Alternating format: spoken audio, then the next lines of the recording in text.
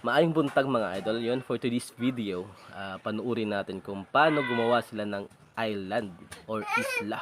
Wow, let's go! Kung si Mr. Beast ay bumili ng isla, kami ay buhay ng isla! Sa isla na to, pwede kang mag-relax, mamingwit, at paligo na walang bayan! At hindi lang isla ang ginawa namin, gumawa rin kami ng payaw. Ang payaw ay parang waiting shed ng mga isda, kung saan doon sila nagpapasilong. At doon na rin namimingwit ang ating mga mangingisda.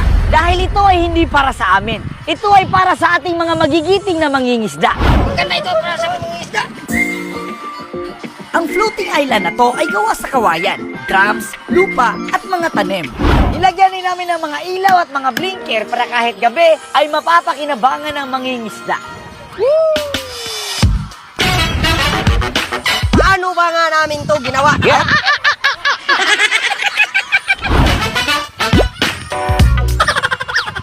Gago! At gaano ba ito katagal bago matapos? Ganito kadaming drums ang kinuha namin. Pagkatapos naming magplano, ay bumili kami ng drums sa Fekandingan sa SRP. Sinuyo din namin ang kabukiran para makabili ng kawayan. At dito namin nakita ang Amerikanong kalabaw. Baway! Gabi na pero nandito pa rin kami.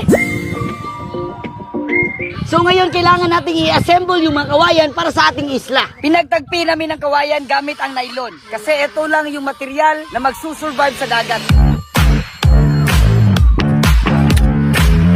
Habang busy sila nagtatrabaho, siya naman busy nag-call center. I love you, babe.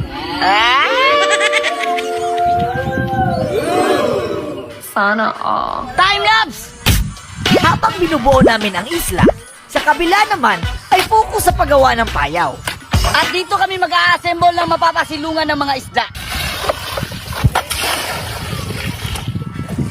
Dito sa amin ito ay tinatawag na giwanon kung saan napalibutan siya ng dagat pero hindi siya maalat. Oo nga. Gago!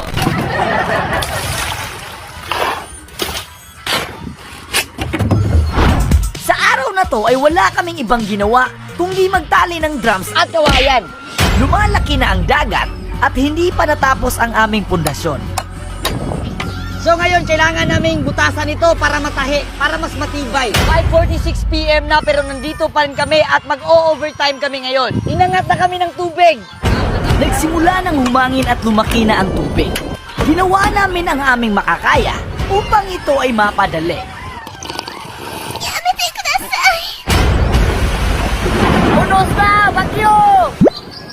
So what's up? Day 2 na ngayon at ngayon maiiba ang plano. Dahil puputulin namin yung half para mas lumitaw pa siya. Gusto ko lang i-flex ang Beatmaster Cap at Beatmaster T-shirt. Bumili na kayo sa Shopee. Kinilaw para sa ulam. Nag-ready kami ng makakain habang sila ay nagtatrabaho. Ilalagyan namin ng amakan para hindi lumalabas yung lupa na ilalagay namin. Nilagyan namin ng amakan pang protekta sa lupa para mas maging isla ang dating. Ang sarap maghiga dito pag may asawa ka. Yan na yung mga lupa na ilalagay natin sa ating isla. Darating ang araw na ang mga tao ay gagawa na ng bahay sa tubig dahil wala na silang matatayuan ng kanilang bahay dito sa lupa. Do you wanna put that dish in your mouth? Sa gabing ito ay wala muna tayong overtime dahil sasadsad kami sa disco. Gago! So what's up? Good morning, day 3 na ngayon. Bibili kami ng isda. Sa araw na to ay ire-ready na namin ang payaw at gagawa na kami ng kubo sa mismong isla. Ako ang nagluto nito. Masarap na masarap.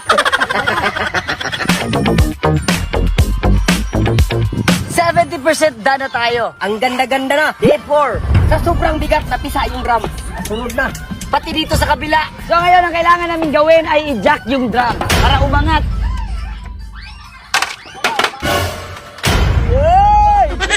Ay, niturubo? Gago! Nabibiyak ang mga kawayan tuwing gina-jack. Kaya sinabayan na lang namin ng paghuhukay. Susuyupin natin para lumabas yung tubig.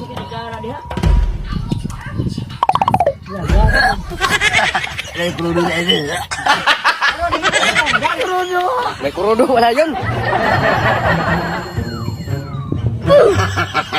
May mga bisitang paparating at gustong magpa-picture.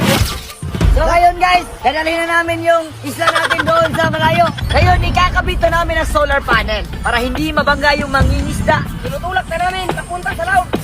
So what's up, good morning, J5 na ngayon at meron tayong bisita dito galing sa Hulusulu. Iniwan ng kanilang truck.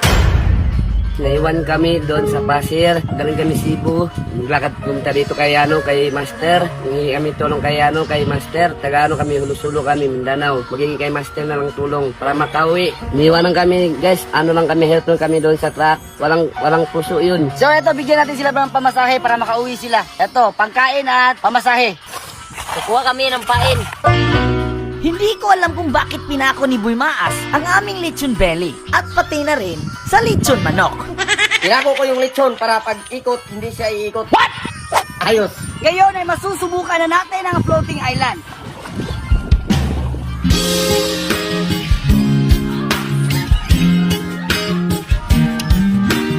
Over 19, cap, rubo cap. Over. Welcome to Great Master Island! Ina mo, ginagawa mo. Guys, susubukan ko pumunta sa ilalim. Woo! Kakalagay pa lang ng ating island at ng ating payaw.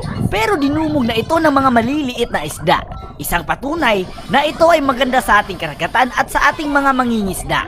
Eto, may huli na! So eto siya guys, maliit kaya papauwi natin siya sa dagat.